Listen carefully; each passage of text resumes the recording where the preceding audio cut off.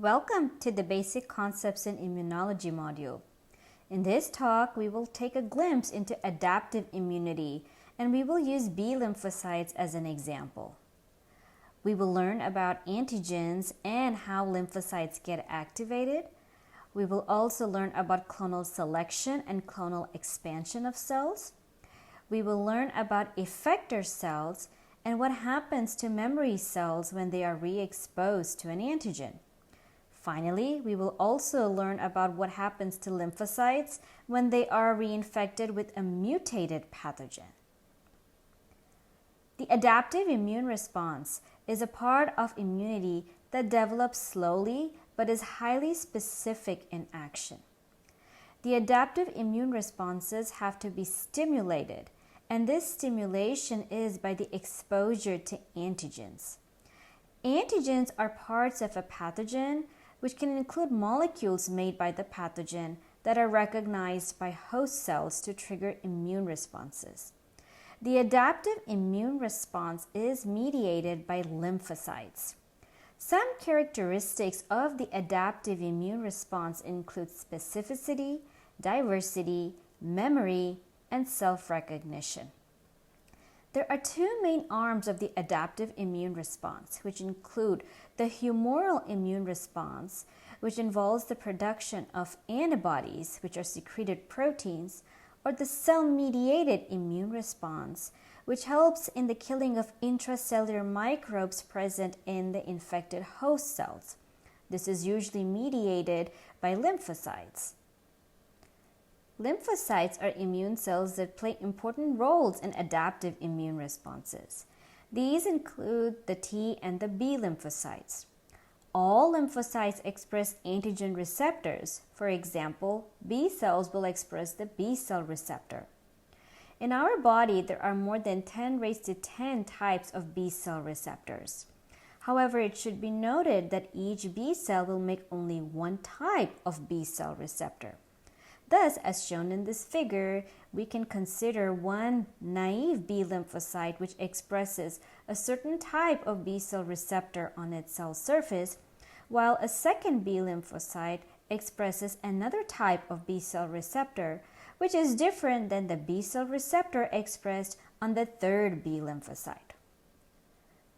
When we look at pathogens can express certain molecules on them, which are called as antigens. The lymphocyte receptors are able to recognize these antigens that are present on pathogens. Let us imagine an environment where we have these three B lymphocytes which have not been activated and hence are naive B lymphocytes. Each one expresses a different type of B cell receptor.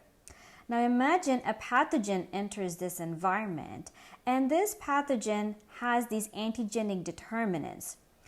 Let us also imagine that this pathogen can secrete these antigenic determinants. Now, which B lymphocyte will these antigenic determinants bind to? That depends on the complementarity between the antigen and the B cell receptor. In this scenario, we can observe that only the B lymphocyte 3 is able to bind to the antigens present in the environment. And thus, only B lymphocyte 3 will get activated.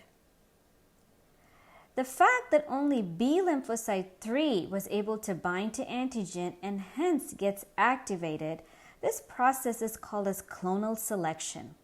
Since B lymphocyte 1 and 2 were unable to bind to any antigens, they do not undergo the activation process.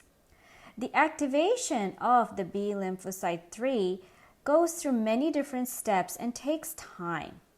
But once the activation is complete, the naive B lymphocyte 3 becomes an effector or activated B lymphocyte 3.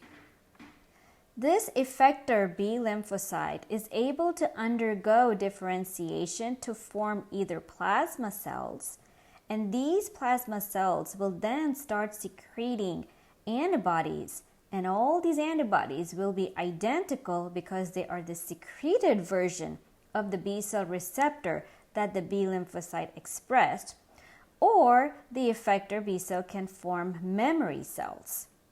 This process where an effector B cell undergoes cell division to form many copies of itself is called as clonal expansion.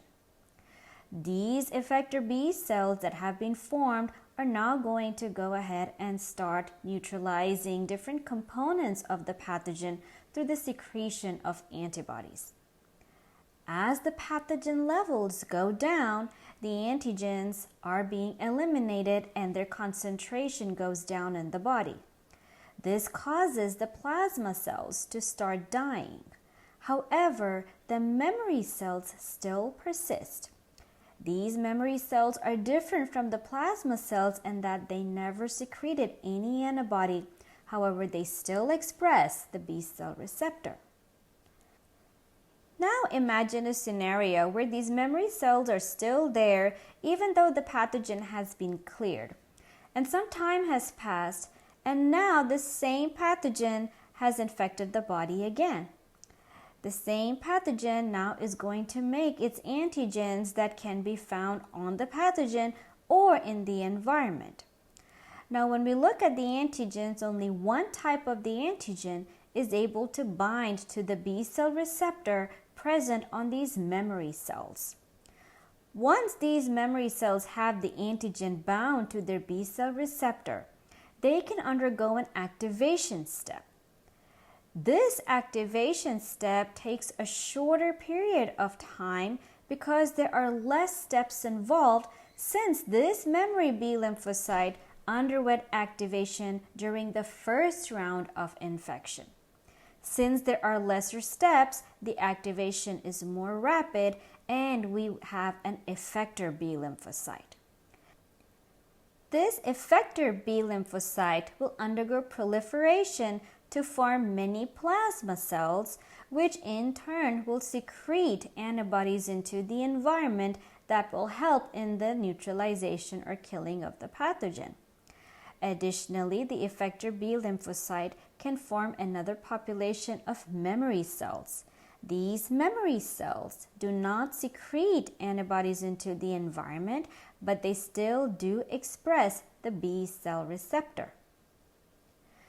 It should be remembered that while this memory B lymphocyte can get activated to form effector B cells that are able to secrete antibodies, the memory B lymphocyte has no ability to teach or activate other B lymphocytes. Thus, in this example, this memory B lymphocyte that arose from the B lymphocyte 3 is unable to activate a B lymphocyte that has another type of B cell receptor on its surface.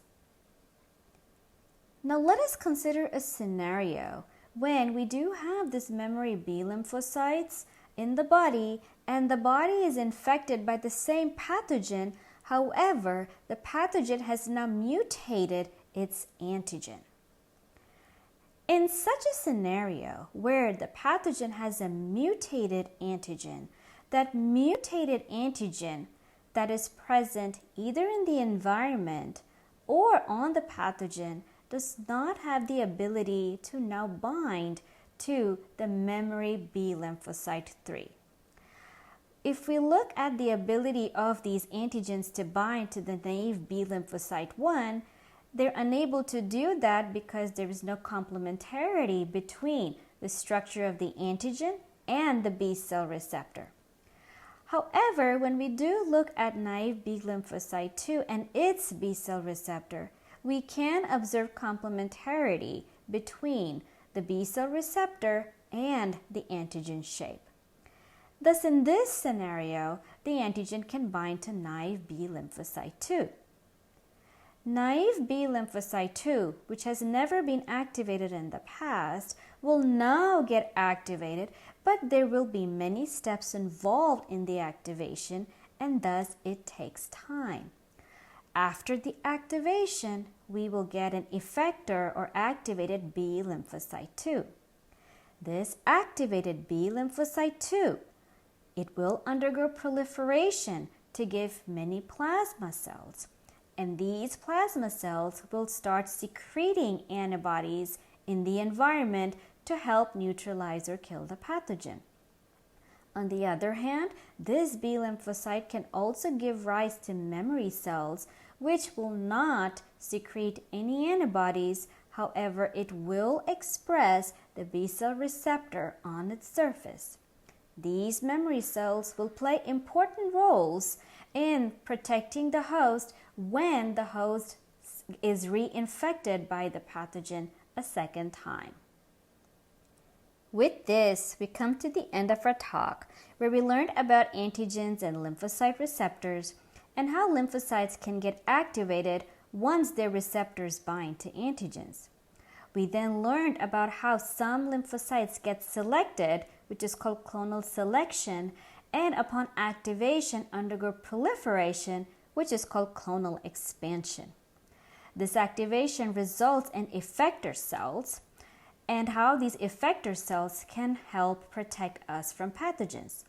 We also learned about what happens to memory cells that are formed when they are re-exposed to the antigen, and what happens in a situation when we are reinfected with the pathogen that has mutated its antigen.